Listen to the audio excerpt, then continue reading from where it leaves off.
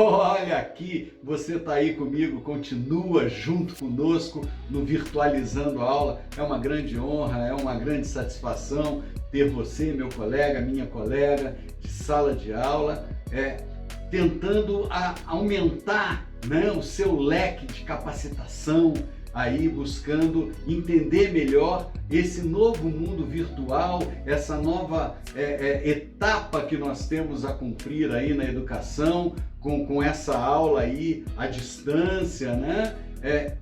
Mas nada disso é complicado a partir do momento que nós conseguimos compreender melhor o nosso estudante, não é verdade? Olha aqui, nós passamos por uma primeira aula lá atrás falando sobre teoria da comunicação. Você se lembra? Falamos de David Ogilvy. Comunicar não é o que eu digo, comunicar é o que o outro entende.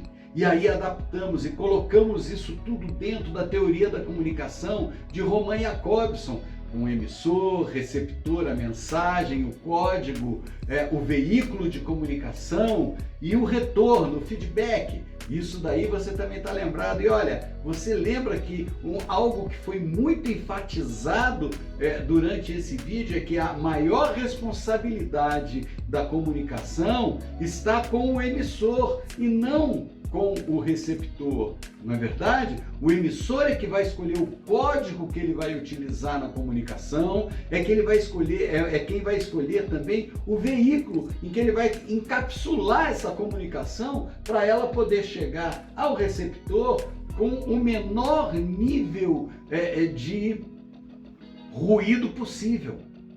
Depois nós vimos um pouco e entendemos um pouco mais sobre a questão do cérebro humano, né? Vimos que ele é dividido em lobos, né? Vimos a questão do lobo frontal, parietal, occipital, temporal, né? Vimos cada região responsável por o quê? Falamos da área de Broca, da área de Wernicke, né? E trabalhamos com isso, entendemos um pouco mais. E aí entramos nos estilos de aprendizagem sensórios, né? E o primeiro que nós vimos na aula passada foi o estilo de aprendizagem auditivo. Agora eu quero te fazer uma pergunta para começarmos o conteúdo deste nosso vídeo. Você é uma pessoa observadora? Você é alguém que percebe bem detalhes? Quando você entra num ambiente, você consegue observar esse ambiente e ver detalhes desse ambiente. Você consegue imaginar ambientes e quando imagina ambientes, você consegue quase que desenhar, fazer uma imagem mental detalhada daquele ambiente. Você quando olha uma pessoa, você percebe como ela está vestida. Não é uma questão de fazer fofoca, mas isso é uma questão direta, é uma característica direta do estilo de aprendizagens que nós estamos vendo agora, do visual. A pessoa visual, ela é observadora, ela entra no ambiente, ela observa esse ambiente, ela vê, já começa a ver aonde que tem uma porta, uma escada, os móveis que estão ali, o posicionamento, e muitas vezes começa a olhar e ver quadros na parede, né? E incomoda algo que esteja meio fora de posição, meio inclinado, né? Meio fora do padrão, começa a incomodar e olha, não é toque não, isso é coisa do visual. O visual tem esse tipo de toque, vamos se for levar para o lado do toque, o visual tem esse tipo de toque, né? De querer a coisa sempre esquadrinhada, organizada, porque a característica mais forte dele é a questão da harmonia gráfica, né? Da harmonia visual. É isso que ele percebe bem, né? Mesmo que ele seja alguém muito ligado ao abstrato, mas o visual dele é muito forte, ele vai observar até dentro da questão abstrata, né? A situação do ambiente, né? Ele é observador, ele observa quadros, né? Se ele vai para o lado da arte, ele vai conseguir entender o estilo de época, pelo tipo de pincelada, pelo tipo de arte, pelo tipo de composição daquele quadro. Ele vai perceber essas coisas, né? Ele vai perceber se ele vai para um lado mais esportivo, o ambiente que ele está, o espaço que ele está. Nós vamos trabalhar tudo isso nessa videoaula, tá ok? Características fortes do visual, que tem o seu centro de captação perceptiva através da visão. O sentido, o sensório dele que é mais forte é a visão. É por onde ele capta mais informações, tá ok? Características fortes do visual. Ele é muito falante. O visual é muito falante. Ele atropela falando, porque ele tem um mapa na cabeça, ele tem uma imagem mental na cabeça, né, muito forte. E essa imagem mental que ele precisa passar, porque ela é muito rica em detalhes, e ele não pode perder os detalhes daquilo que ele está visualizando. Ele tem essa imagem, né? O visual, ele percebe alguma coisa, ele precisa falar logo. Por quê? Porque ele já está olhando outra coisa, ele já está vendo outra coisa, e ele não pode perder aquilo que ele viu, aquilo que ele percebeu na visão. Ele não pode perder isso. Ele viu algo e ele precisa logo verbalizar isso, ele precisa logo colocar no papel, né? Essa é uma característica forte. Por isso, no momento em que ele vai falar, ele atropela. Ele vem falando e falando e falando e falando e falando, e ele fala muito rápido. O pensamento do visual é um pensamento gráfico. Por isso, na hora que ele vai fazer alguma anotação, normalmente o visual ele não vem escrevendo um texto. O visual, normalmente, ele pega e ele vai fazer o quê? Esquemas, mapas mentais, vai traçar gráficos, vai fazer uma tabelinha. Tudo isso são recursos fundamentais para o visual conseguir absorver o conhecimento, absorver a informação. A informação chega para o visual de uma determinada forma e ele precisa transformar aquela informação para a forma que ele melhor compreende. Vamos lá, eu sou visual, ok? Eu ia deixar isso mais para o fim do vídeo, mas vamos colocar já nesse exemplo. Eu sou um visual. Eu preciso fazer mapas mentais daquilo que eu leio. Eu pego um livro para ler, aquela massa de texto que é perfeita para o auditivo, para mim ela não é. Para mim aquela massa de texto fica faltando algo. O que fica faltando? A parte gráfica. Eu preciso olhar para aquela massa de texto e transformar aquela massa de texto em algo gráfico, que aí eu vou conseguir entender exatamente aquilo que eu estou fazendo, tá? Eu vou te contar um fato interessante. Época de faculdade, eu ainda não entendia muito de estilos de aprendizagem, eu só fui me aprofundar nisso na pós-graduação. Mas durante a minha graduação, eu tinha uma professora excelente, excepcional, grande professora, né? Grande professora. Só que ela tinha uma característica, que foi a característica como ela aprendeu a trabalhar.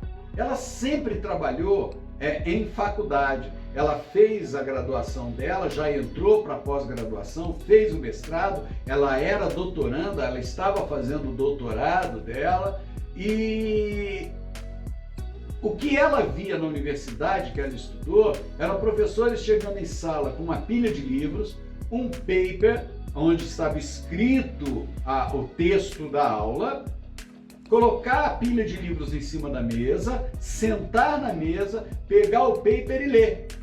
E, vez por outra, parar e explicar um pouco aquilo que ela estava lendo no paper. E continuar lendo o paper e comentar. E naquele paper era o texto dela, onde contemplava aquela bibliografia que ela tinha levado para a sala de aula e que ela ia mostrando aos poucos para a gente poder anotar a referência bibliográfica. Bom, o que acontecia? Depois esse paper era levado para Xerox para nós podermos pegar uma cópia e termos aquela cópia, ok?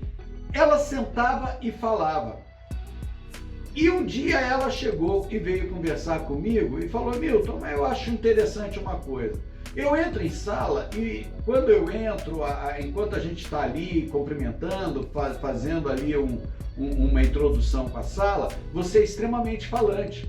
Você conversa, você fala, você intervém, você participa, ativo na aula o tempo inteiro, mas na hora que eu sento e começo a passar conteúdo, você não olha mais para mim até o fim da aula. Você fica no teu caderno, olhando para baixo. Por quê? Aí eu falei para ela: professora, se eu só escuto o que você fala, eu vou chegar no fim da tua aula e não vou lembrar de nada. Eu preciso anotar aquilo que você fala. Só que eu não anoto em forma de texto, eu anoto em forma de mapa mental. Eu gosto de mapa mental. Eu olho o mapa mental, depois que eu faço o mapa mental, eu reescrevo a tua aula inteira se eu precisar. Depois eu vou pegar a Xerox lá o paper lá na Xerox para mim, vou levar para casa, eu vou ler aquele paper junto com o mapa mental, aí eu reescrevo até um texto sobre aquilo. Ela: é verdade e tal, eu queria ver isso. Aí eu peguei meu caderno e mostrei para ela os mapas mentais. Bom, quando chega no meio do ano, né, a gente teve o primeiro semestre, no meio do ano, nas férias de julho, ela fala para mim assim: ô Milton, você poderia deixar o seu caderno comigo nas férias? Eu quero dar uma olhada. Eu falei: pá, perfeito, tá aqui. Né? O caderno estava completo, tinham todas as aulas anotadas ali, os mapas mentais de todas as aulas, alguns textos que eu fiz a partir do mapa mental, estava tudo ali completinho e entreguei para ela. Quando voltamos à aula no semestre seguinte, inclusive ela continuava como professora da nossa sala, com a parte 2 da matéria, um belo dia ela chegou, ela entrou na porta da sala, chegou na porta da sala, falou com o professor que estava naquele horário conosco e pediu que ele me emprestasse para ela por alguns minutos. Ele atendeu, pediu para eu acompanhar, eu acompanhei e nós fomos à sala em que ela estava ministrando aula. E quando chegamos na sala que ela estava ministrando aula, ela mostrou o quadro, apontou para o quadro para mim e falou: é isso. Quando eu olhei, o que estava no quadro? As minhas anotações, os meus mapas mentais. É lógico que um pouco diferenciados, ela fez de uma forma que ela entendesse melhor, né? Então, estava lá o meu mapa mental. E eu perguntei para ela: e aí, professora, o que você achou de trabalhar assim? Ela falou: você sabe que eu gostei? Eu gostei, eu vim desenvolvendo melhor a ideia. Eu não perdi o meu paper, ele está aqui em cima da mesa, mas eu vim desenvolvendo melhor a ideia. Né? Eu até lia um trecho do paper, virava para o quadro e ia fazendo o mapa mental da forma que você me mostrou. Eu gostei. Né? E aí ela agradeceu e eu agradeci mais ainda, né? E eu fiquei surpreso, puxa vida, uma doutoranda usando os mapas mentais de alguém que ainda está graduando, né? Foi realmente uma grande honra para mim. Mais tarde, estudando, fazendo a minha pós-graduação, foi quando eu descobri a questão dos estilos de aprendizagem, é que eu percebi que eu era um visual. Ela estava falando e eu fazendo um mapa mental. Eu pego um texto e transformo aquele texto em mapa mental. Né? Então, é assim que funciona a cabeça do visual. A cabeça do visual é uma cabeça gráfica, um pensamento gráfico. O visual, ele tem um pensamento não linear. Não linear. Por isso o mapa mental é perfeito. Ele, quando olha uma coisa, ele está vendo o geral daquilo, ele consegue raciocinar aquela mesma coisa para vários lados diferentes. Ele consegue ter uma percepção daquele objeto central e perceber que dele saem várias coisas diferentes, confluem várias coisas diferentes, mas que depois elas se fecham numa única coisa que é o objeto central de estudo. Mas como perceber realmente esse aluno visual? Como que eu vou dar conta de que ele é realmente um visual? Eu vou dar conta pela maneira dele falar. O visual vira para você quando vai conversar e começa assim: olha só aqui, veja bem isso. Ou então, no ambiente em que ele está, ele vai falar, ele vai comentar o ambiente assim: isso é muito grande. Ou então, é pequeno, é colorido, é escuro, é claro. Olha, o visual ele tem uma percepção do ambiente, como eu te falei, que é muito forte. É muito forte essa percepção do ambiente. Se a gente extrapolar o visual lá para as inteligências múltiplas do Gardner, nós vamos ver que ele tem uma visão, espacial, né, visual, é muito grande isso, né? Não é à toa que você pega muito visual que, logicamente, vai se tornar um artista plástico. Ele tem uma visão da tela, ele entende como que ele vai diagramar ali. Um diagramador de um jornal, de uma revista, né? Um diretor de cena que vai estar olhando aquela cena e vai perceber visualmente aonde é a melhor entrada de um ator, qual é o melhor enquadramento. Isso é coisa do visual. Mas o visual pode ser um excelente cirurgião, porque quando ele abre o campo cirúrgico e olha, ele sabe exatamente aonde está cada coisa, cada órgão, cada área em que ele vai ter que atuar cirurgicamente. O visual, ele é um excelente, né, quando ele parte para a área científica, porque gráficos e tabelas, gráfico e tabela é para visual. Eu entendo muito mais um gráfico, eu entendo mais uma matéria quando eu estou estudando e olho para um gráfico, do que quando eu olho para uma massa de texto. A massa de texto é excelente para o auditivo, mas para o visual ela fala muito pouco. O visual vai pegar aquela massa de texto e vai transformar aquela massa de texto num mapa mental. É isso que o visual faz. É isso que eu faço quando estou estudando.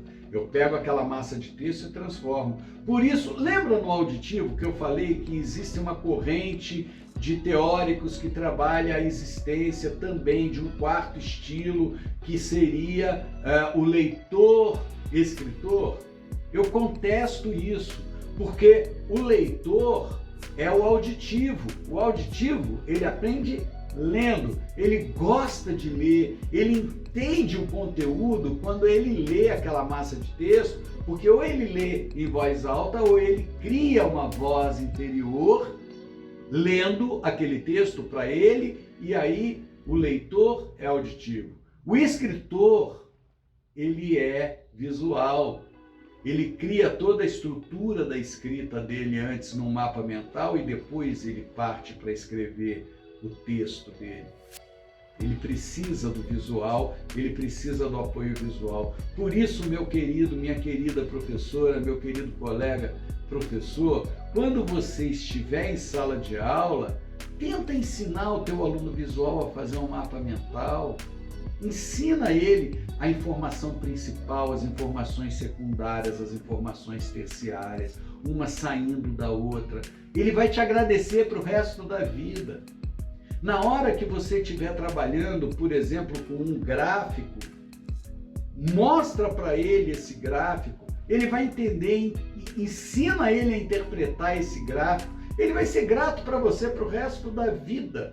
Para o resto da vida. Ele vai aprender a bater o olho num gráfico e vai entender tudo o que aquele gráfico está dizendo. A mesma coisa uma tabela. Uma tabela para o visual é perfeita. Ele entende ali direitinho, coluna, linha, e vai perceber tudo, e ele vai transformar aquela tabela, um visual transforma a tabela num gráfico assim, ó.